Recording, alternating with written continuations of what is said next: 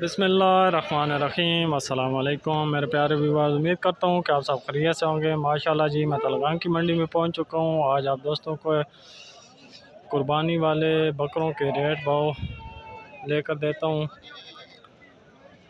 शुरू में वही पैगाम, जो दोस्त भाई मेरे चैनल पे पहली दफ़ा आए हैं, मेरे चैनल को सब्सक्राइब कर दें, वीडियो को लाइक कर दें, बेल की घंटी को दबा दें ताकि मेरी आने वाली नई वीडियो आप दोस्तों तक बर वक्त और बआसानी पहुँच सके। तो चलते हैं, बिला ताखीर अपनी वीडियो का आगाज़ करते हैं।